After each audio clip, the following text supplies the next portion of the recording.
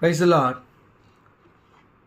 கர்த்தருடைய பரிசுத்த நாமத்துக்கு மகிமை உண்டாவதாக. இன்றைய நாள் பொழுதிலே உங்கள் அனைவரும் சந்திப்பதிலே நான் மிகவும் மகிழ்ச்சி கொள்கிறேன். கர்த்தர் உங்களை ஆசீர்வதித்து உங்களை காக்க கடவர். எனக்கு அருமையானவர்களே, இன்றைய நாள் பொழுதிலே நாம் தெரிந்து கொள்ளப்பட்ட வேத பகுதி அப்போஸ்தலர் நடவடிக்கைகள் 9ஆம் அதிகாரம் அதனுடைய முதல் வசனத்திலிருந்து பார்த்தீங்கன்னு சொன்னால், சவுலோட அந்த ஆரம்ப கால நிகழ்வு வருது. சவுல் இயேசுவை ஏற்றுக்கொண்டவர்களை எருசலேமிலே துன்பப்படுத்தி அவர்களை கட்டி ஜெயிலில் போகிறதான ஒரு காரியத்தில் இறங்குறாரு. அவர் ஒரு ஒரு பொறுப்பில் இருக்கார் எருசலேம் குருமாருங்கிட்ட. அங்கே இருக்கிறவங்கக்கிட்ட இந்த தமஸ்கு என்ற இடத்துல அதிகமான எழுப்புதல் இருக்குது.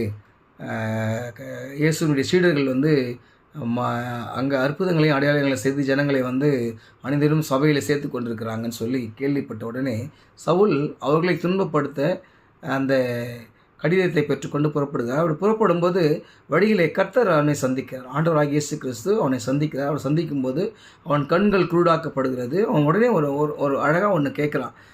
5ஆம் வசனத்தை நான் வாசிக்கிறேன். அவன், ஆண்டவரே நீர் யார் என்றான். அதற்கு கர்த்தர், நீ துன்பப்படுத்துகிற இயேசு நானே, முள்ளில் உதைக்கிறது உனக்கு கடினமாம் என்றார். அதாவது நீ துன்பப்படுத்திருக்கிறீல்லப்பா, அந்த கடவுள் நான் தான்.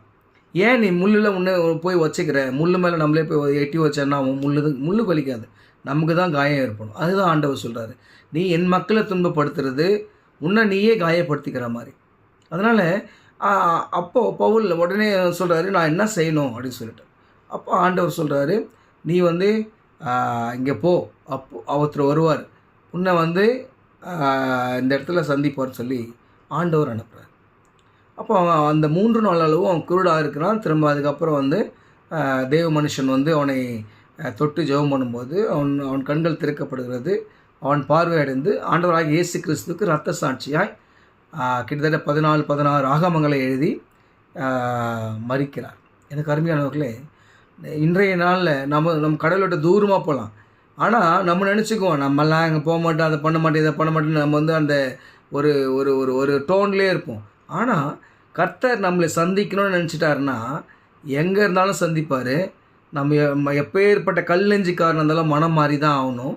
அவருக்காக நாம் என்ன பண்ண தான் ஆகணும், சிலுவையை சுமந்து போய் தான் ஆகணும். அதை தான் அந்த பவுலுடைய சாப்டரில் நம்ம தெரிஞ்சுக்கிறோம். இன்றைக்கி நமக்கு துன்பங்கள் வரலாம், கஷ்டங்கள் வரலாம். இந்த நம்முடைய ஆண்டவருடைய ஊழியத்தின் ரீதியாக பல பகைமைகள் வரலாம். யார் நம்மை பகைக்கிறார்களோ அவர்களே நம்முடைய ஊழியத்துக்கு உறுதுணையாக இருப்பாங்க. அதுதான் ஆண்டவர் செய்கிற அற்புதம்.